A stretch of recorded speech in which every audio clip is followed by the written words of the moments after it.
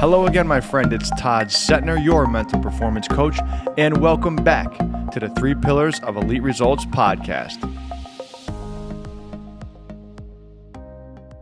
Darrin Jahnel, welcome to the podcast, my man. You're the first person to come to my office and actually be an in-person sit-in, so I appreciate you being here, man. Yeah, thanks for having me, Todd. You and I go way back. What a dope setup you got here, man. This is fantastic. I appreciate it. So what I want to do is I want to kick off and give my listeners a little background as to who you are. All right, I know we go back, 1993, Amsterdam, Schalmont. We played against each other. Very tough loss for Amsterdam High School. I think it was, did Ostrander throw the pass? Mortimer caught it. Did I have that right? Bob McLean threw the pass. For the listeners out there, right? I think what Todd's referring to is maybe the greatest moment of my life. We were playing Amsterdam. They had us down. Oh my goodness, down 1. You guys had fouls to give. So every time we inbounded it, you just fouled us. We couldn't get a shot off. Bob McLean threw the pass of the century. All to Len Moore. He laid it in at the buzzer. We were going crazy. Thank goodness we got you when you were a sophomore, though. If you were a senior, it might have been a different story. I might have ended my career if I was a senior, but that was a great memory. And then, of course, you and I went to play together 2 years overlapped at the University of Albany. But I want to back up because we got a lot to talk about. Sure. So let's just tell our listeners, they want to know who you are, right? Who you are, where you're from, talk a little bit about your family, and we'll dive into the rest. Absolutely. So Darrin Jahnel, I'm 46 years old. I got a wife and 4 kids. I got an interesting family. I got 2 birth kids in the middle. They're 16 and 18. And then I got 2 adopted kids, older and younger. My oldest boy his name is Gideon. He's from Nigeria. He's 22 years old. And then my daughter is 12 years old. So we got a full house. You know what I mean, Todd? That's awesome. So talk to me about, and I've known your wife since college, right? What made you guys, you get the 2 kids in the middle, but what made you want to expand the family and adopt? Sure. So my wife and I are both Christians, right? We're believers, and but even before I was a believer, I had always, I don't know, I would see a movie about a family adopting or something like that. It was just something I always felt, even when I was a young kid, I was like, someday I want to do that. And my wife always thought that too. And so we got into foster care and fostered a child, and she ended up going back to her birth parents. And then my daughter came to us she was 1 year old. Wow. And she came to us. I'll never forget the day she was dropped off at the door. It's like, wow, here's this amazing gift, right? And she's been with us ever since, and she's officially adopted, and she's absolutely fantastic. That's awesome. That's Yeah. awesome. Well, so we're going to talk about family life and work life and how that balance comes into play. But let's talk about your high school years. Growing up, in Schenectady, Schenectady area. Talk to me about what was it like to grow up there, and then you attend Schalmont, you go on to play basketball there. I just want to know, what were some of the goals and aspirations as a teenager growing up? Sure. So it was my brother and I, right? I have an older brother who's also my business partner, and we founded the business together. So we grew up together with my parents are both school teachers, and really we were just obsessed with sports, just like you, Todd, right? We were obsessed with basketball. Yeah. And a lot of people sometimes you must run into this too, where you talk about somebody and they're like, "Oh, me too. I was into sports big time." And it's like, I'm not trying to be disrespectful, but you don't understand the level of obsession we're talking. Right. And you're one of the rare people on this earth that was obsessed at the same level, if not probably maybe even more than I was. And I don't run into that a lot, right? And so that was our whole life, was just, working out every day, playing ball, literally going to the park for 10, 12 hours. Right. Not necessarily playing ball straight for that time, but being there from morning till dark, right? And it was just a great way to grow up, and absolutely loved it. My brother was kicking my ass the whole time, right? An older brother who was a savage and also a great player. Yeah. But I just couldn't be happier with my childhood, and I think that shaped a lot of the way I view building special teams, leadership, the way I wanted to live my life, So going back to you're a senior, you're at Schalmont, right, and talking about the Amsterdam game, but as a senior, are you thinking, I have to go play college basketball? Like, I don't know where I'm going to go, but I have to. Were you getting recruited? What was that process like when you were closing in on the final season of your high school career? Yeah, it's funny you bring that up, right? Because when I was real young, I was on a great team. This is like middle school because we had the greatest player ever, Dave Cooley, if you know the name. Yeah. Dave was literally like the greatest, and so we never lost ever. I just never lost games ever. So I started to think maybe it was a little bit more me than Dave. Dave was the greatest big man ever. So when I was young, I'm like, oh, I'm going to the NBA, right? You probably had that, and you got actually pretty damn close. And I remember when I was in like 9th grade, I went to one of my brother's AAU games, and I saw he played against this amazing kid who was the same age as me, and I'm like, oh, all right, I guess I'm the second best player in the state now. Next weekend I went to another tournament. There's 10 more of those kids. I'm like, okay, I'm 12th best. Right. After a while, I'm like, oh, I'm actually like 300th best in the state. Right. Right. So that was a hard realization, right? And my dream was always to play at Syracuse. My grandfather played at Syracuse back in the 1920s. And then it just, over time it became clear, okay, I'm not going to play at that level. Right. And I was getting recruited by some D3 schools, and Albany was recruiting me, but I wasn't their top recruit, right? It got even to the point, and you know the story, right? I committed to Albany, and then towards the end of the year, the legendary coach there, Doc Sowers, he gave me a call and said, we actually got more recruits than we thought. There's not even a spot for you here. See you later. Go somewhere else. I said, what? This is literally my entire life is banking on this. Right. And he just told me to go somewhere else. I appreciate that he tried to help me. Sure. And so I show up freshman year, and there's 32 kids trying out for the team. 10 returners from last year's varsity. Right. And so I ended up playing JV at the beginning of that, and then a bunch of people got hurt and quit the team. I was starting on varsity by the end of my freshman year, which was a funny thing. But it was a really crazy journey of thinking, I'm going to the league. Oh my goodness, I suck. Oh, I'm going to Albany. That's great. No, they told me not to come. Oh, I'm playing JV. Oh, now I'm starting. So it was just I think I love all the stuff you preach about, Todd, about mindset. It's about the process. Get up every day. Keep going. And I think my story, basketball-wise, is an illustration of that. Right. I just got up every day and kept going to work. Right. And things eventually worked out in my favor. Yeah. I think because of that consistency. Yeah. No, I hear you. And I talk about process over outcome, right? You don't know where you're going to end up, and we all have goals. But if you can just focus on, I call it a one-day contract mentality. You got to maximize today in order to get to tomorrow. What's that look like? And, when I got to Albany as a freshman, bright-eyed, no idea what to expect, a Division II, opportunity. We knew it was going Division I, super excited. But those first 2 years, I got a chance to play and overlap with you. And I remember the years. I remember you being and still are, a fun, energetic, competitive guy who loved the game. And that's where I think you and I clicked at such a young age. Talk to me about, because we've never came back and talked to each other really about our time at Albany, but what's one of your better memories? Like, what was that experience like, and what do you walk away with saying, you know what, I'm so glad I went there because of this? Yeah, I think we were lucky enough to be on some really great teams, right? We had a lot of success, played for legendary coach Doc Sowers. Doc has really shaped my life, and he wasn't there for all of our time, and then Scott Hicks came in, and building some lifelong friendships, right? Literally was just with Tom McGoldrick the other day. We played with a legend and Andre Duncan, right? Matt Haggerty and Dixon and all the Bob Markle, all the guys. That was fantastic. But to me, the thing that I take away from it is, for me, right? God gave me some gifts athletically. I'm 6'2", I can run fast in a straight line. Yeah. But I'm a white guy at the end of the day, and my lateral quickness is suspect, right? But your handle is on point. Oh my gosh, I got the worst handle. I had the worst handle in Division II.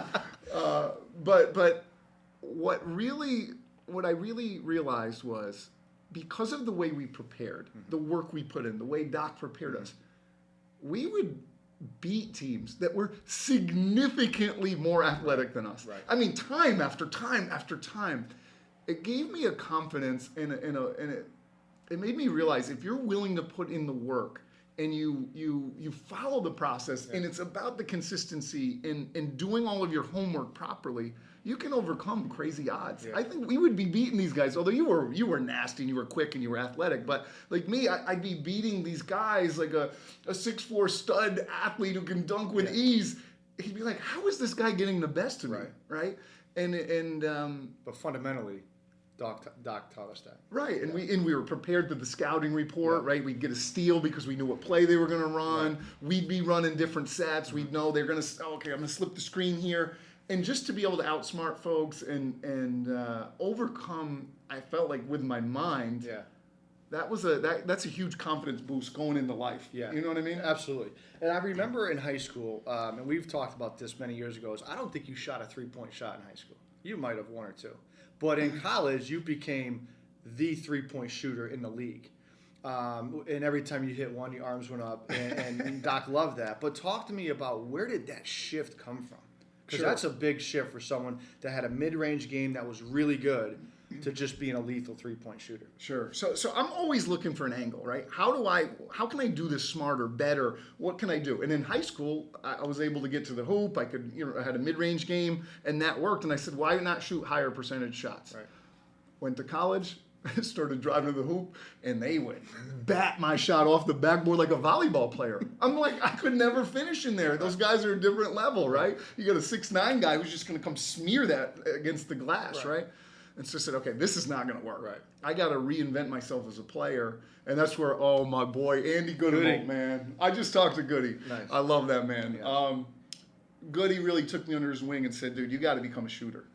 And we just started shooting. How many would we shoot a day? It felt like, I mean, hundreds and hundreds. He'd just keep feeding, ready, shoot. And I was like a robot, and I just put in the work. And I think all of that work that I had done in my high school years, allowed that to take quicker. Because by the end of my freshman year, I had evolved into a shooter. Right. And I had to carve out a way, And you came in, you were already shooting like that. But that was something I really developed. Really looking for an angle of how do I do this better? Okay. And that's the same attitude I take with my business. Mm-hmm. And okay, this isn't working. How can I do this better, smarter, different? So I can kind of reinvent myself. And that was a good use case of that. Right. Great segue too, because as basketball junkies, talk to me about how hard it was to stop, hang up the shoes as a senior, get into a men's league now, and start your corporate world. So from basically 98 to 2005, you got into the corporate world down in New York City. Were you still playing? Did you figure out how to get into the new life you're living now as a young adult that wasn't an athlete anymore per se? What was that transition like? Yeah, so when I got done with my career in 98, moved down to New York City, got a job as a software engineer down on Wall Street, I just took my basketball obsession and I just redirected it towards my career, towards learning to become a software engineer, went to grad school at NYU. Yep. Started many awful startups. My brother and I have some really bad startups. And he went down with you? He was down there. We were working at the same company. We had the same job, working at this company, DTC, down on Wall Street, doing startups at night and on the weekends. But I really took that, again, that same obsession that we're just maniacal. Yeah. I don't know if I got OCD or what I got. I'm with you. We got something. We got something inside us. You know what I'm saying? And so I just redirected that. We were still balling, and where we were playing was we played in Hoop It Up a lot. Oh wow! Hoop It Up is a 3-on-3 tournament for those of you who don't know. And I played with Tom McGoldrick, who we also played with, and we had some runs down there, man. Yeah. We played at a really high level of 3-on-3, and that kind of scratched the basketball itch for us. Every year we prep and we do a couple different tournaments. We travel to Boston and. We had some success in that, but it was really, the focus was all about my career at that point, and again, it was maniacal. Yeah. So at that young age, still we're in our low 20s. All the skills we learned in sports can transfer over to the business world. Is there one, when we talk about whether it's the mindset, your work ethic, the discipline, is there one that stuck out for you in your life when you got into the corporate world? You're like, man, I'm glad I have this kind of whatever. Yeah, I think it's just the daily grind, right? So if you play college basketball or any college sport, it's a schedule, right? You got to go to class, you got to do your work, you got to, you're traveling, and it's just, to me, it never seemed hard. It just, you and I are like robots. It's just like, sure, I just get up every day and I grind. This is what we do. Right? Oh, my day ended at midnight. Wow, I didn't even think of that. I come home, my housemates are chilling on the couch. I'm like, dude, I got 14 hours in so far. And so I think it was just moving that into the work world. The other people aren't ready to compete at that level. Right. I know. So when I got my first job, I got into a training program, and it was 9 to 5. And so then at 5, like everybody would be like, all right, see ya. I'm like, Where are we going? I'm just getting warmed up, dog. Right. You know, and so I literally, I'm not kidding, I'd stay from 5 p.m. to midnight Right. almost every night. Right. And, you know, 4, 5, 6 weeks in, I'm still doing this, and I'm starting to pass everybody. And they're just like, you're so driven. What is this thing inside you? And I'm just like, dude, this is what I've been doing for 20 years. Right. I really didn't feel like I was doing this amazing thing. It was just what you and I grew up doing. Yeah. Right. And so I'm trying to instill that in my kids. Right. Because if you have that motor, if you have that, hey, I can just get up and do this all day, every day. I mean, how can you not be successful? I mean, I guess you could catch some bad breaks and some bad luck, Right. but eventually that'll overcome even that. Yeah. You always say, right? Yeah. It's not about what happens to you, it's how you react, right? Right. It makes me think of the late great Kobe Bryant, because he loved the grind, and he had one great example, and he said, think about it, if you want to be great at basketball, and let's say you wake up at 7 a.m. and you get a workout on from 8 to 10, if you've seen this Yeah, video. I know this one, yeah. Yeah, 8 to 10, and then you come back home and you have some lunch. You come back and you go 2 to 4, and then you have some dinner, mid afternoon dinner, and come back 6 to 8. 3 times you worked out. He goes, but if you wake up at 4 a.m.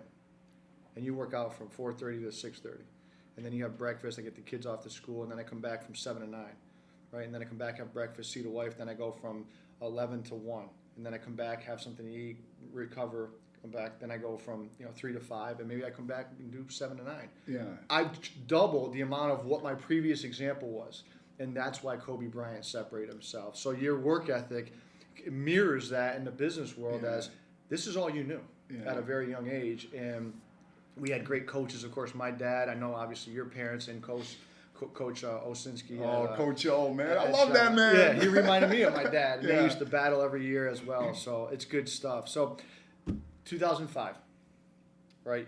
New York City, you're just finishing it up there, and now you're getting into a new kind of new business. I shouldn't say new business, but you're leaving the corporate world in terms of you got your MBA, you were doing software engineering, but now you're doing educational software, or engineering software. Educational software. Software, sorry. Yeah. So you did that from 2005 to 2012. Tell me about that experience. Yeah, so March 7th, 2005 is when I quit my job. I remember that day. I got this sign, and I was all like so naive, like, yay, I'm doing it. And then some crap happened. But before that, right, up until then, we were trying startups, my brother and I, and they were failing. But around March of 2005, we had one that was starting to show some traction. This was the educational software program. And so we pitched 12 schools. I took a week of vacation. We pitched 12 schools. 11 out of 12 were like, this is great. We want to buy it. So my brother and I, we're high-fiving in the parking lot. We're like, we're going to be rich, man. This is super easy. And so I quit my job. I had a great job in New York, but so I quit that. My wife also got pregnant with our first son, and so she quits her job. We move back upstate, and we buy a house. I'm all in for the suburban lifestyle. It costs money, you know how it is, right? But I'm going to be rich, so no problem. We got it. Then I realized there's a difference between a verbal commitment and actually closing a deal. You know how many of those 11 verbals we closed? We closed 0 of them, son. 0. They liked the software. I do think they wanted it, but closing a deal is hard, especially with the school budget. And again, I was so young and naive. I was just like, of course I'll close at least half of them. Right. Close 0 of them. We go almost a year without making any money. Same thing over and over. Schools like it, but I can't get the deal done. We eat through all of our savings, and we had good savings, and we go 70 G's in credit card debt. Oh my. $70,000 in credit card debt. Literally almost lost the house. I had to borrow money from my dad. Actually, all of it wasn't credit card debt. 20K of that was a loan from my dad. From my dad. I might give that back, Dad. We'll see how that goes. I'd rather get credit cards and pay 25% than owe my dad. Right. And he's an awesome support. I don't mean it like that, but you don't want to owe your dad. And so you know what I do, Seth? I'm up against the wall at this point, right? And you'll appreciate this. I said, all right, I got to dig out. What's my number one skill? Work ethic. I took 2 full-time programming contracts. I was a software engineer in New York, so I had some skills, right? So I took a contract, and that was good. That stopped the bleeding. That wasn't getting enough to pay off the debt. I took a second one. I did 2 full-time gigs, 2 40-hour-a-week gigs for 11 months. It was brutal. I just wake up, I'd go down in the basement, I'd start coding, and I'd go to like 1, 2 in the morning. I did that for 11 months. My God. No bullshit, man. 11 months and paid off the debt. 70 grand in credit card debt in 11 months. And you know what I said? I came out of that and I said, I just went up into the darkness and I was able to hustle my way out. Yeah. That gave me confidence, Yeah, baby. yeah. I feel like doubled in size after that because now it's like, all right, what do I got to be scared of, man? I just went and faced it and dug the freak out, baby. You know what I'm saying? Yeah. And so that allowed me to kind of like get a little bit more bold as we continued on with the educational software. Does that make sense? Yeah. So you get to 2012. That's a great story. You get to 2012, and now you co-found Jahnel Group with your brother. So talk to me, and you're doing that obviously through today. So 10 years now, almost over a decade. Yeah, absolutely. So talk to me about the Jahnel Group on a high level, because I want to dive into some of the things you do in terms of culture and leadership. But like, how did you come up with like, we're going to run our own company and this is what we're going to be about? Yeah, sure. So like from 2005 when I quit to 2012, we were doing the educational software, and just we could never get over the hump. We'd do okay, and we'd make some sales, and we'd be like, oh, we're figuring it out, and then we'd take some hits. I think the highest we got up to revenue was $500,000 a year, which that's a lot of money. Yeah. But to run a software company, $500,000 goes pretty quick, right. So we'd hire a couple people, we'd have to lay them off. And it was just up and down, and all of that, we were raised with that Michael Jordan on your shoulder, Kobe, Larry Bird saying never give up, and honestly, we probably should have given up quicker. Not probably, we definitely should have. Right, hindsight's 20/20. The whole time we're doing that set, we're getting people in our network saying, look, we know you guys develop software, we know you're savages, and so you're going to get anything we send your way, you're going to get it done. Build this software for my company. We're like, nah, we're focused on our own thing, right? We were going to build the $1 billion company. Yeah. These deals kept coming our way. We kept turning them down. Around 2012, we said, maybe we're never going to get this thing over the hump. Let's take the next project that comes our way, right? I wish I could tell you we had some beautiful business plan and we told you, we said, oh, this is what Jahnel Group's going to be. Yeah. It was just, like, let's take a project that comes our way. Literally the next day, the phone rings. Buddy of mine needs something. We bang it out. And we get paid. Now we're like, well, we're grinding. At least we made a little bit of money. Phone rings again. We take another project. Phone rings again. Another. Then we hire a young person, bring them in and train them up. We've always had a passion for that. That goes back to our sports days, trying to build that special team atmosphere. Phone rings again. Another hire. And then it just went on from there. Literally from 2012, the phone just didn't stop ringing. And we grew the team. We're at 150 people right now. And we've really got something figured out, but most importantly, we've built that special team atmosphere, that thing that you and I got so addicted to as young athletes, as young ball players. We got addicted to, and so we've recreated that. So that's a bit of the journey of how we got here today. Right. So where's Jahnel Group located? Is it brick and mortar? And also, double question here is, what type of people are you bringing into the Jahnel Group? Are they young kids coming in out of school looking to just get after it? What's that look like in terms of the personnel? Yeah, sure. So we're 150 people. Our headquarters is in Schenectady, New York. Yep. So anybody out of the area, we're about 2 hours north of New York City. Yep. So we have a huge, awesome headquarters right in Schenectady. About 100 of our people are local in the capital region, and then 50 are just remote throughout the country. Everybody's onshore in the United States. But even of our 100 people that are local, only probably half of them come into the office. Gotcha. We make everything optional to the team, however they want to handle it. And what we're looking for, Todd, is we're looking for really smart, really sharp, high achievers. That we're looking for that nerd gene, right? I need the guy. I want the guy. Love that nerd gene. I love that nerd gene, right? If I hear, oh, I got a perfect score on the math SAT, I say, oh, you're my guy, right? Or you're my girl, right? And I think like a lot of people don't look at that, right? They don't. Who asks about SAT scores? Right. But if you're hiring engineers, I want the guy who was great at math when they were 16 years old. Agreed. Right? There's something in them. And then they got to match on our core values, right? We have a no a-hole policy, 150 people. We have no jerks in our whole company. Everybody's like easy to get along with, happy, right? I want to be around happy people. You know me, said I'm happy. Yeah. I want to be around happy people, and we've created this environment where we have fun during the day. You do. And I see that on social media. That's what we want to do. Yeah. So let's talk about, you said we have no a-holes, but that starts with recruiting and interviewing. Is there something you're doing that you feel like, I figured this out in order to find that right candidate? What is it? Because interviewing is difficult. Yeah. And I have clients come to me and say, I just had to let someone go again.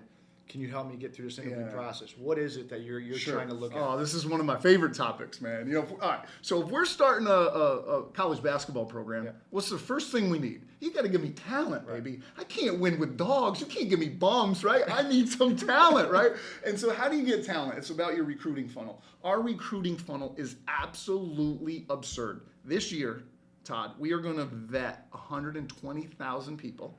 Okay, that's 10,000 a month. That's like a quick LinkedIn stalking, looking at their resume. Not really much. Even if there's no opening, you're just keeping the benches warm. Yeah, there are always openings. First of all, because we're growing so fast, and what we do is in such high demand. Okay. So there are always openings. But if we find a great player, we'll bring them in, and then it's my job to find a spot for them. Right. So we're vetting those folks. Of those, we're going to interview about 1,500 of them. Right. Per year. Wow. In 1 year, and we're going to hire about 60 or 70 of them. So think of that funnel: 120,000. Again, most of those we're stalking people out on LinkedIn. Vetting. Yeah, I get it. We're going to interview 1,500 of them to hire 60 or 70. Got it. Think of that funnel, right? These people that are saying, your clients that are saying, "Oh, I'm having trouble hiring," right? The people come to me all the time. I'll go, "Oh, well, how many people did you talk to?" And they're like, "I mean, I've tried everything." I said, "Give me a number." And they're like, "I mean, like 8." All right, I was gonna say 5. Yeah. I said, "Did you say 8?"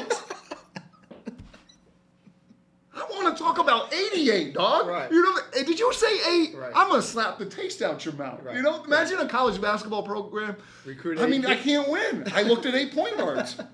I mean, I got the best of 8. I got a 5'10" fat white kid. Right. You know, I don't know why I'm not winning in my league. Right. It's like, dude, you got to look at every point guard in the country. Right. And that's the way we attack it, right? We always say we recruit like a college football program, right? And so that's what it's about. It's a numbers game. When you start to talk to that many people, you get better at it. 100%. I probably interviewed, I'm not even joking, 5,000 people. Is this phone, Zoom? Are you bringing people in? Do you have a team that's on it? Like, what is it? Yeah, so we have a full-time recruiting team, Okay. right? So there's, I think, 6 people in that division, and they're doing this That's all what they day, do. every day. I'm doing less and less of it over time, but, you know, again, I've probably done 5,000 interviews. Right. You know, if you've done 50 interviews, you're decent at it. You might miss the thing. After you've done 1,000 of them, you're starting to get really good at it. And I'm looking for all these like weird little things that I think other people aren't looking at. I mentioned the math SAT score. I'm looking for a farmer. Give me a farmer that's good at math. Oh my gosh, I'll take them all day long, right? When sports comes up, I dig into their sports career, right, Todd? So somebody said, "I love basketball," or, you know, especially if they do some research on me, they know I'm a ball player. They go, "I love basketball too. Basketball was my whole life." They're trying to connect with me. And then I start asking some questions. "Oh, you know, tell me about this. Tell me about your coach." And they're like, "My coach was a jerk. He didn't like me." There you go. I'm like, "He didn't like you. Yeah. I don't like you." You know what I'm saying? Thank you for telling me that, because if your coach didn't like you, there's probably a reason. Are there some jerk coaches out there that just don't like people for no reason? Absolutely. Yeah, there's a few. Yeah. But odds are, if your coach doesn't like you and you're complaining about him, it's on you. 100%. And maybe if he was the jerk that really didn't like you for some crazy reason, you're not smart enough to not bring that up in an interview. Exactly. Either way, how you're are you gonna out. handle it? Right. You know what I mean? So these are some of the things. I could go on for 2 hours on that I topic. love interviewing. I'm going to have to bring you back for that because that's a big topic of mine. So, as you know, right, my pillars are mindset, leadership, and culture. I want to start with pillar 3, which is culture. I'm seeing you level up your social media presence, which I love. We'll talk about that in a minute. But you talk a lot about culture. You spend a lot of time on that. The recent one I saw was you have JG Mugs, and you call it JG Mug Shots, and wherever your crew is traveling, they'll bring a mug just like this one, and they'll post a picture with cool scenery, which is cool. Did you start that, or who started that? And talk to me about, like, how do you create culture? And the reason why I'm asking this, and we might dive more specifically, is because every organization out there has their core principles up on a website, and when you interview them, they challenge you on them. But when you get to that company, they don't talk about them 1 second. Yeah. Right? They don't live them, they don't breathe them, and that's why companies fail. Yeah. What I see from your organization is it's talked about, it's spoken about every single day. Obviously, there's a focus there. Talk to me about why you're doing that and where did all this come from? Sure. So yeah, I mean, to me, culture is everything, right? I want to be. I want to be around happy people. I want to be in a great environment. I want to be around people who are achieving. I want to be around a dude who has just run an Ironman. Thank you. I mean, come on, man. That inspires me. That's the way I want to live my life, right? So we wanted to create that environment, and it starts first off with the type of people you're bringing in, right? Think of the best, most fun people you know. If you went on a trip, a vacation, and everything went wrong on that trip. The flight got canceled, the weather sucked, all this bad stuff happened, but you were with fun people, you're going to have great legendary stories, you'll be laughing, right? As opposed to if you went with the dullest, most annoying complainer people you know, and you went to the 5-star resort and everything was perfect, that trip was going to suck because they're going to be draining you. I don't want to be around those cats. I want to be around that other group, right? So that it starts with that. And then you got kind of the gimmicks. I call them gimmicks. We have a keg in the office. We have a ping pong table. We have all this fun stuff to do. That's just gimmicks, right?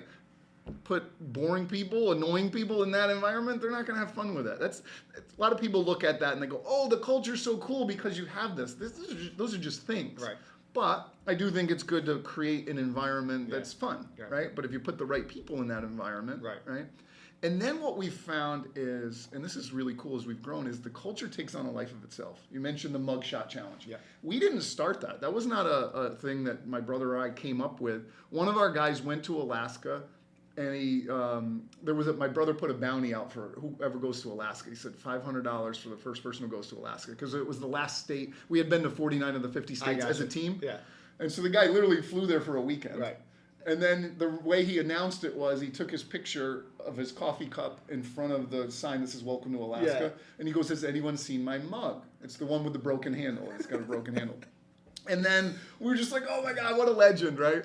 By the way, he spent $300 on his plane ticket, and he got $500, so he netted $200. Perfect. And then the next time somebody went on vacation, they took their mug and just did the same thing. Has anyone seen my coffee mug? Boom, boom, boom. Awesome. At this point, we've been doing this for, I don't even know, 6 years. We've had hundreds of pictures. Yeah. I think it's 45 or 40 different countries. Some of the most amazing photos ever. And it's so annoying to do a mugshot because you're in some dope spot. I was just in Paris. Right. I'm literally walking around with the mug on my belt. And then I take a picture of it, ugh, it's so annoying. And then I'm now I have to carry this mug for the rest of my day. Sometimes I just throw it away, But did it make you up your mug game? Have you gotten more? It's actually really hard to take a mug shot. It doesn't, when you see them, you're like, oh, it's hard because the mug is small and the thing you want to capture is so big. You almost need to be an actual real photographer. Right. And actually the champ, this guy Jet Brewer, he's won 2 or 3 years. He's actually my video guy, and he's also the guy. He actually knows what he's doing. Right. He's got some skills. So awesome. Yeah, it's a fun thing, and again, the culture takes on a life of its own. There's all kinds of stuff going on in our company, Todd, I don't even know about. Right. People are like, oh, I was at the I don't even know, they play video games, CSGO tournament this weekend. I'm like, there was a tournament? They're like, yeah, there were 25 of us online. I'm like, this is going on, I didn't know, So it's really cool when you get the right people and it starts to take on a life of its own, it just grows. Yeah, so the JG Mugshot Challenge was cool. And as I watched you on social media, I see you on TikTok now. I see you got a TikTok page. By the way, your handle is, for our followers? Well, my big thing is my YouTube channel, right? So it's at Darrin.Jahnel. Okay. Check out my YouTube channel. I'm trying to grow that. Yeah. I am also on all the other platforms, Instagram, TikTok, all those. But YouTube is really where I'm putting my best content, and I'm trying to build a footprint, which is a whole funny thing, right? Yeah. You're putting yourself out there, right? Absolutely. And it feels almost I don't know. Sometimes it feels a little strange, you know. It's a good time though, man, because what I learned trying to launch my own company in the middle of a pandemic, a speaking company, which everyone told me I was crazy, is when we came out of it, everyone needed some sort of mindset shift. And when I watch what you're doing, talking about late night life hacks, working out, I wrote some things down, making progress every day. You put it together a Mount Rushmore list of business people, traveling more. It's what people want. Everyone's looking for that edge to get inspired, to get motivated. Question back to you is there a theme? Are you trying to get something out of growing your social media presence? Are you trying to find a theme in there so when people see Darrin Jahnel or the Jahnel Group, they're going to always get something in this umbrella? Or are you just thinking of something on a day and you go, let me get on camera and post this because I think this will be cool. What's the vision? Sure. So first and foremost, and this is like a weird thing to admit, but it's true. There's something inside me that has to come out. I have to communicate this, right? you have something similar, right? Like I want to get up there and speak in front of 10,000 people. Right. I want to get on YouTube and share these things. I'm compelled to share this. Right. I went through all of this stuff and all of this trouble to get to where I'm at. I think I have stuff. I believe I have stuff to share with others that will help them go faster, right? And you and I lived and grew up on all of that stuff, and that helped me in so many ways, right? Daily, multiple times a day, refilling my cup with different motivation, different clips, watching your stuff, all these great speakers on YouTube and all of these different platforms. I want to contribute to that conversation. Right. There's something inside me that's spilling over. And then in terms of building the brand, right? If I can build a brand and, maybe that leads to maybe paid speaking gigs. Right. Ultimately, the more I speak, the more I get out there, the more good things that happen for me and for Jahnel Group, right? That's maybe the selfish side of it. Absolutely. You go and speak in front of 5,000 people, one of them's going to go, I love what you're doing. Matter of fact, we're building a software application. Right. Can you guys help? Exposure. Let me see. I got 150 nerds ready to freaking bang on their keyboard. Of course we can help you. And now it's like, well, I closed a deal here. I didn't come here to close a $1 million software project, but sometimes that happens, right? And absolutely. That's cool. So, and again, when you're speaking, when you're putting content out, let's talk about leadership.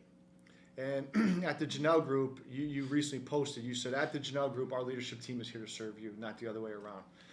Talk to me about that cultural approach to leadership, because most people, I say this all the time, leadership is not a some of the time thing, it's an all of the time thing. You can't flip it on and off like a light switch. You have to be ready to take that phone call, return that email, have an open door policy, because there's a lot going on in people's heads that are leaning on you. And so the problem with today is most people manage, because it's so hard to lead, because when you lead others, you have to first lead yourself. Yeah. So what does it mean that you have a servant leadership approach at the Jahnel Group? Yeah, I think this is something that's changed over the last maybe 20 years in business. I feel like in the old days, in the 50s, maybe 60s, it was a little bit more, you do what I say. Yeah, right. Bobby Knight approach. Yeah, and the same with sports, right? That's the way coaches coach back then. And we were kind of in between those two eras. Right. But what I think people have realized as time has gone on, if you want those great players, if you want those elite people on your team, it's on you. And this is the way I look at it. It's on me and my leadership team to continue to provide opportunity for these folks so that they can build a career so they never want to leave, right? I mean, these guys are super highly sought after. They're getting hit up on LinkedIn every day. Just like we're out there stalking people out, they're getting every day, they're getting offers from different people. Right. So we need to serve them so that they can architect and build the life of their dreams, so that they can take their career and steer it where they want it to go. Yeah. There's nothing more important than making sure that we're setting them up in that way, right? And so if you don't take that approach, a lot of the folks will say, everybody keeps leaving me. Everybody keeps leaving. Well, yeah, maybe because you're not serving them and they found somebody who will, right? There's only a certain percentage of folks that are these A players. Yeah. If you want bums, well, then you don't need to serve them, right? I'll get some bums in here and just treat them like dogs, and you'll be, but that's not what I want. I want to build an elite team, Yeah, and so with leadership comes a chance to elevate people, right? And you just said, help them create the life that they want. There's a couple of phrases that I use a lot with my listeners. I like to say, I finish a pair or an email or a post with "Let's dominate the day," right? That. Or most recently on our Cubs, take inspired action today. I've seen you on your post now. You have a common theme saying, "Do something great today," and I love that. And you got the signature and a cool little piece there. What are you trying to tell people? Like, people can see that all day long. Sometimes I think people say, "Oh, he says dominate the day," but if you stop and think about what that means. How are you maximizing your day with time management, energy management? How are you going to plan today for tomorrow? All that stuff. What does do something great today mean? Yeah, in Jahnel Group, one of our mottos is do something great. Do great things personally and professionally. Okay. Right? It's not just about at work. We're not saying just do great things here. I want to be with the people running a triathlon, running a marathon, traveling to Europe. We got a guy who built his own house. He's not even a carpenter. He built his own home that his family lives in, right? I want to be around those type of people, right? And so it's about doing something great every single day, right? I want to go in and I want to produce greatness. Yeah. If I have a decent day and I just kind of go about my business and I didn't move the needle on something or didn't do something that I was like fired up about, I go, I don't know. I didn't do something great today. That's not that. I don't look at that as like a great, successful day for myself.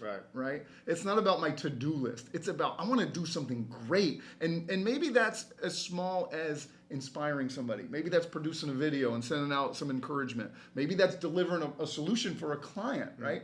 But I want to do something great, and I want to get that reaction from people because that's the way I want to live my life. And so that's why we stick with it. Do something great today. Right. If you come to our office, you'll see. Do great things personally and professionally. You'll see that all over the wall. Nice. As you leave, it says, hey, in this office, we do great things professionally. When you leave this door, go do something great personally. Right? And there's all kinds of that. I believe in that brainwashing. Awesome. Right? Yeah. We're trying to brainwash ourselves daily. Right? 100%. That's what life's about. And what I'd love to see you do is, I got to do a better job of this, is you got that ask me a question or get a response in social media. But if you started to say, do something great today and tell me what it was. Oh, I love that. Then you get some feedback, and I would love to see that. I'm going to take that. I'm going to make a video and do that, and then hopefully we get some people chiming in, because that's when you get inspired, right? During COVID, we did this, we used Slack, which is like a messaging platform, and we had a channel, Slack goals, right? And people would say, just painted my house today, just renovated my bathroom today, just built a home gym, and they're posting pictures in there, and we're just seeing the great things that people are doing. So cool. And there's nothing more motivating than that. I'd be like, well, these are my teammates. I got to step up my game. You know what? I'm going to do this crazy thing. In my house, I made my kids, we got this crazy railing with all these spindles. I go, kids, we got to paint all these spindles. And so we painted all the spindles, right? And it was just awful, right? I mean, it was just hell. It took us like 3 weeks to paint them all, and I posted that, like, look what I did. This guy bragging about painting making them work. Spindles. I'm like, that's what I do. So, as long as I've known you, over 20 years, you've always been a guy that was really good about giving other people credit. And you never really shine a light on yourself, but I'm going to give you the opportunity right now. Define yourself in one word. You don't have to stick to the one word, but if you were to say, you know what, man, I always tell my clients, let's do a well, better, how. What did we do well today? What can we do better? How are we going to do it better? Let's talk about the well with Darrin Jahnel. What you are a very successful business owner, father, husband, right? Brother, son. What have you done well that's gotten you to where you are? I think if I had to pick the thing that's maybe the differentiator for me, and I can't do it in one word, but I can cut it down pretty good. Identifying talent and then leading and inspiring them to go do their thing. Right? That's really what it is. Find somebody awesome. Just tell them, hey, I believe in you, man. Let's do this thing. Then kind of like sell them on the vision of what we're doing. And then put them in an environment where they can go do that. It's really that simple, right? And if you think about what a great coach does, that's what a great coach does. They find a great player, they bring them in, they sell them on what they're doing, and they get them maybe to their college or something. And now they're investing in them and just trying to help them become the best version of themselves they can be, right? And that's what I've done. I think that's really allowed us to scale from, just a couple people up through the 30 or 40 to 75 to now at 150, Todd. We got a leadership team that's about 15, 16 people. Wow. And these are people that, again, I'm not trying to take all the credit. They were stars to begin with, but I feel like I've been able to say, hey, I see you as a star. Come be part of this thing. And that's why it's growing and scaling, is because there's 15 or 17 of those leaders. It's not just my brother and I, right? Does that make sense? Yeah, it's huge. I appreciate you answering that question. And as simple as it is, it's not easy, though. Because you got to put the time in, and putting the time into people. Sometimes you're not going to get it right away, and you got to come back to the well and come back to the well. One of the things I love about you is you're well educated. I believe you're a reader. Yes. Yeah, you're a reader. I listen to books. Audiobooks, same thing. Podcasts. Obviously, having my book out, The 3 Pillars of Elite Results. I know you're going to recommend this, but aside from that, what I want to know is if you could recommend a book, what is the greatest book you've ever read and why? Yeah, so this is a fantastic book, by the way. But this doesn't count. I know. That's cheating, right? Of course I got to say that. No, but I do love your stuff, Todd. The daily brainwashing and just if you're not about that and continuing to remind yourself, it's going to start to slip, spiral, right? Yeah. Even a psycho like you must slip. 100%. And then you're like, I got to get back to it, right? We're going to get to that question. Absolutely. So probably the book outside of the Bible that has had the largest impact in my business career I got to do two. Let's do it. Rich Dad, Poor Dad. Amazing. When I read that, the next week I quit my job. Okay. And then remember, I almost went bankrupt, so bankrupt. maybe I was a little too soon. Rich Kiyotowski almost put you, whatever. Yeah, Robert Kiyosaki. Yeah. But a couple years ago, I read Traction, which it's EOS, Entrepreneurial Operating System. Okay. It's a system in which you run your business on, right? And this got presented to me a few years into Jahnel Group, and people were like, hey, you should think about EOS, this operating system. It's a whole system for how you run your business. Yeah. I looked at it, and I'm like, we're kind of doing all of that stuff. A couple years later, I came back to it and said, oh, wait a minute. We are doing most of this, but every time I hire a new leader and bring a new leader in, I got to explain them the Jahnel way of doing it, and I got to give them my vocabulary and da-da-da-da. EOS gives us a system, and it's a vocabulary and a meeting cadence, and there's all these aspects of EOS, right? So now when we bring a new leader in, we say, hey, we run EOS here. They take the book, they devour that. It's like, it's a much more scalable system, right? So EOS has been something that's really allowed us to scale from probably about 75, 80 people to 150, and thank goodness for that system. And we've doubled down on it even more. Interesting. So Traction and then Rich Dad, Poor Dad, 2 book recommendations. I got 2 more questions, and then we're gonna wind down with what I call the hot seat questions, quick hitters. But the first question is this: you could take a minute to think about it. But if you had the opportunity to sit next to 3 people, dead or alive, who would they be, and why would you want to talk to each of those 3 people? No question. Number one, by far, Jesus. Right? I got to sit down with this dude. I got a ton of questions for that man. The other two are going to be amazing people. They're like, "Can I speak?" Like, no, I got time with JC. Yeah. I got a million questions for that dude. Yeah. And how amazing would that be? Right? Would I be making him do magic tricks? Right. Imagine, make me float or something. Right. So all right. So JC, we'll put him aside. Yeah. Right. Then I would have to say, I'd want some time with Bill Gates. Okay. Right? I think Bill Gates is He was on your Mount Rushmore list. Yeah, I think he's one of the smartest people that have ever lived. Arguably one of the greatest businessmen. Right. You could argue through his charity, he might be having the greatest impact in the world of anyone ever outside of maybe JC. Right? I mean, it's unbelievable the amount of positive impact he has. Although some people think he's like the devil. Everyone has opinion. I choose to not believe that. Yeah. I mean, imagine if it turns out he is like. And then third, I got to get somebody with some grit. I'd probably bring Goggins in. He's a machine. I mean, Goggins, I'd also be scared though, right? Because he'd probably be like, all right, let's go cold plunge right now. Then we're going to run 20 miles. Then we're going to, I'd be like, I should have picked somebody else. Yeah, right. I'll tell you, man, David Goggins, for the listeners, obviously, if you don't know him, he's a ultra marathoner, ultra endurance, former Navy SEAL. He did the most pull-ups in the world. Oh, my gosh. I got a chance to meet him for 30 minutes. Really? Yeah, they did him and Marcus Luttrell, driver, and Taya Kyle, Chris Kyle's late wife. They did a show in Boston, and my wife got me VIP tickets. I sat down with all 3 of them before the show. Oh, my goodness. And Goggins was amazing, man. And the last thing I said, if you can leave any parting words, what would you say? He looked me in the eye with that look. If you watch me, he says, Todd, if you quit once, you'll quit again. You'll always be a quitter. I had chills, like, you know what I mean? I love it. Just the guy is unbelievable. Some people don't love him because he's so extreme. Yeah. But he became the baddest man in the world, bar none, because he he is the epitome of let's get out of our comfort zone in order to become comfortable. Yeah, I love that. For those of you listening who know Todd, can you picture Todd putting his shoes on and he's being a bitch and he's like, I don't want to do it. And then Goggins pops onto his shoulder. 100%. If you quit once, Todd, and Todd's like, all right, I got to get my mind right. I can just picture you at 4 in the morning getting ready to do this workout. I use anything I can. And again, let me ask you this, and then we'll get to the hot seat questions. You and I always use the term, if you're juiceful, you're useful. If you're juiceless, you're useless. Yeah. And you and I think our upbringing at a very young age, we've always been people that wanted to bring energy, wanted to make impact. And if you weren't on board, then we were like, see you later. Yeah. You're either going to get after it or you're not. Yeah. But we all have bad days.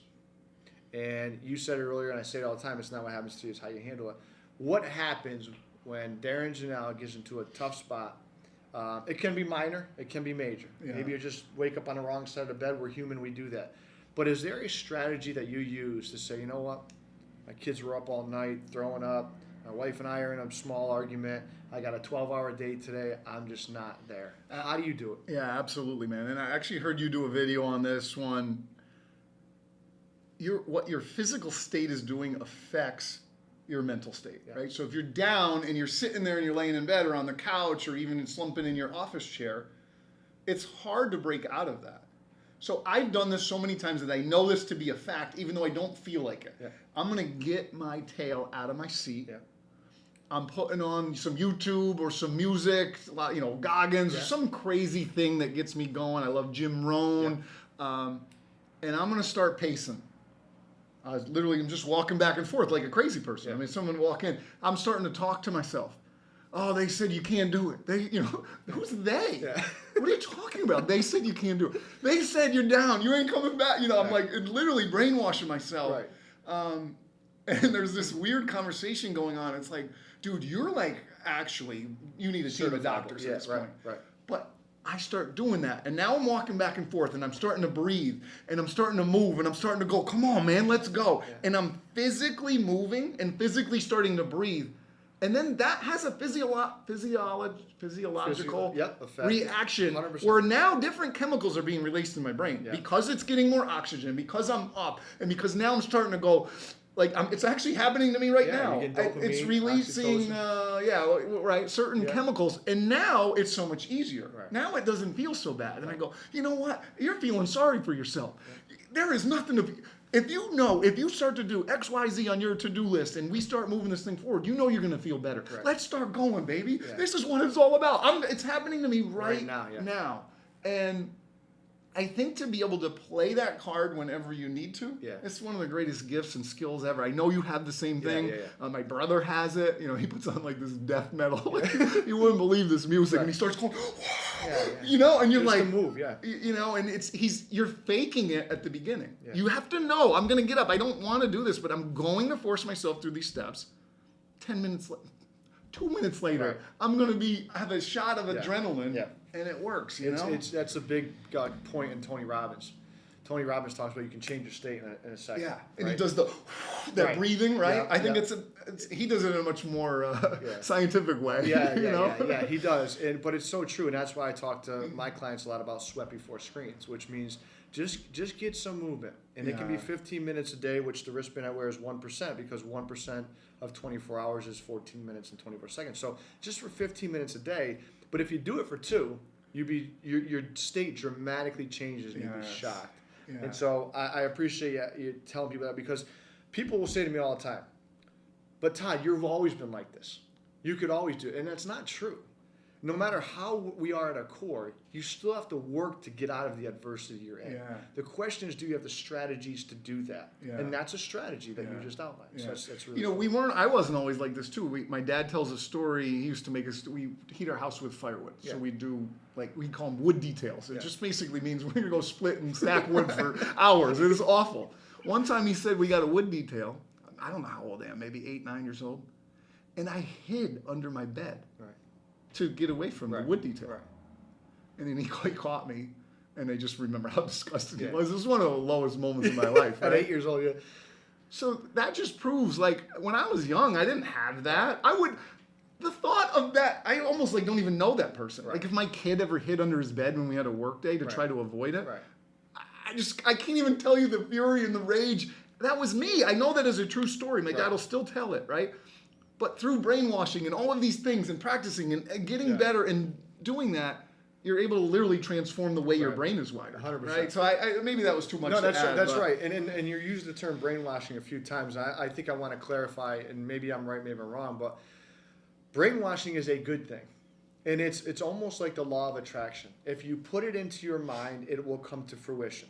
The more you think about it, the more it's going to happen for you. If you think negative thoughts, you're going to see negativity. Yeah. If you think positive thoughts, if you're thinking you're going to have a good day, you're going to have a good day. Is that what you're kind of saying? Absolutely. Like brainwashing, when that word is used, it's usually used in a negative context, right?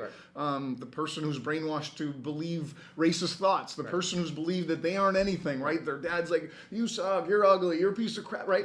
They're literally brainwashing them. But the brainwashing goes both ways, right? And I can brainwash myself to think positively, and I've successfully done it. I've seen so many people do it. I believe a lot of the stuff that you talk about, and any motivational speaker, at the end of the day, we're training our mind. We're brainwashing, whatever word you want to use. Sure. I'm just continually putting this stuff over and over and over into my mind until it becomes part of me. You know? Absolutely.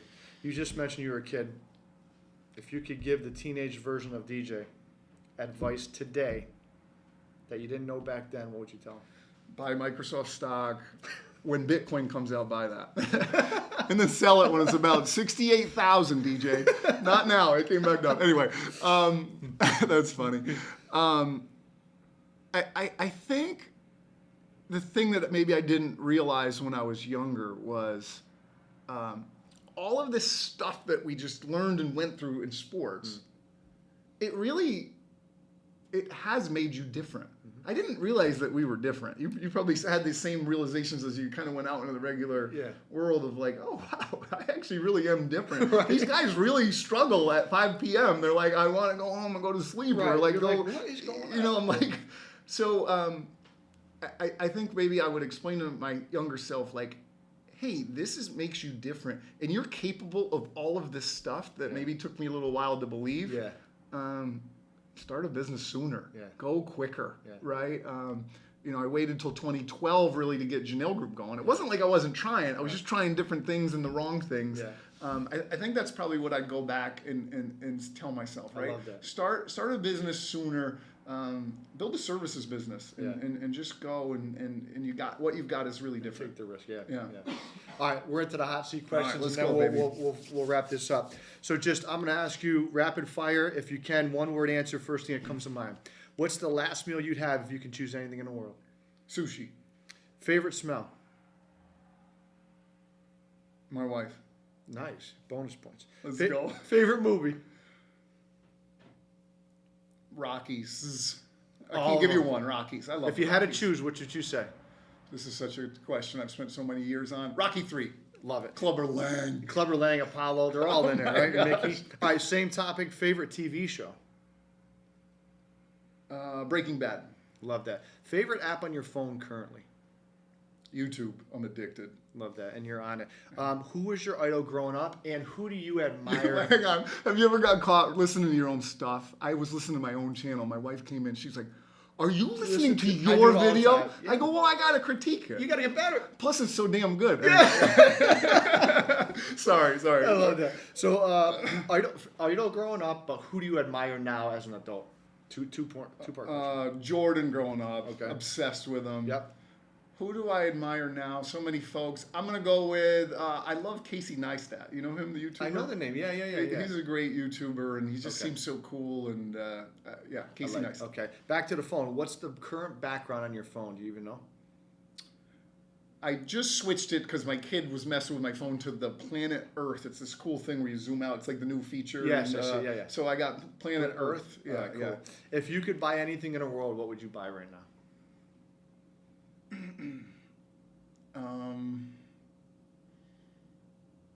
I can't give some stupid answer like time, right? That's a cheap. You can't really buy time. But you never want to die. You just want to. No, I do want to die. Get to JC. I got to get to see my guy, right? He's number one in the top three. Yeah. No, all right. So if I had to pick a thing I want to buy, how about this? I'm putting one of my kids through college, and the other 3 are going to be following. I would buy 4 college Free educations. pass? Yes. All right, what is one song that when it comes on or you have to go to Spotify and listen to that just automatically gets you fired up? Oh my goodness, there's so many. I'm gonna go with Tom Sawyer by Rush. When that comes on, That's when a good kicks in. that voice. I'm like, let's go. You know what I'm saying? I got Baba O'Reilly as my theme song. Oh, Yeah, yes. Andy Heck loves that. Oh, that's You're great. radio, buddy. All right, I can't let you go without a couple hoop questions. I'm putting you on the spot. Yeah, come on, baby. Favorite player that you've played with ever On my team, on your team? I'm gonna have to go with my guy. No, who? Oh, I was gonna go with my guy Andre Duncan. Yeah, I was gonna say. Okay, I wasn't gonna pick you. Good. You used to torture me in practice. They used to make me guard this guy. I meant to say it before the question. I'll He'd, have more. he'd cross my face off. I told you I was fast in a straight line, Yeah. side to side. Todd knew that, and he'd go, and Yeah. I'd fall back. All the guys on the team would go crazy. They love it. Yeah. Andre Duncan, you remember how good he was? Unbelievable. Oh. And you know what? I almost said except for Andre because I knew it was coming. I just love him. He's so good. Oh He's my so gosh, good. man. You can throw the ball anywhere in a post and it's gonna be in his Yeah, hand. you post entry, just throw it in. And we used to go. He put him in jail. Remember? Yeah. I'd be like, Dre, jail him up, and he'd be like, just It's toss it over. in. Boom, slow, methodical buckets. Should have been a Division I player. Yeah, I agree. Unbelievable. Best teammate ever. Not talent, but just who's the guy that was always cheering people on, picked you up when you needed it? Like, who was that rally guy? That's a great question. You know, I had a special relationship with my boy Tommy Gold, Tom McGoldrick, did. Yeah, right? you did, yeah. Tommy Gold, although he wasn't that kind of guy. He wasn't like the rah-rah but he guy. had the dry humor. There was something between me and him, and then we actually were able to develop that for, like, again, I was talking about the Hoop It Up era. Another 10 years after, where Tommy and I played together. We just had this thing. That was like a special bond on the court. Yeah. So I'd say Tommy Gold. Last question. Favorite Doc Sowers memory? Oh man, I love Doc. Or I actually wrote down, or a story if you want to elaborate. It doesn't have to be a hot seat answer.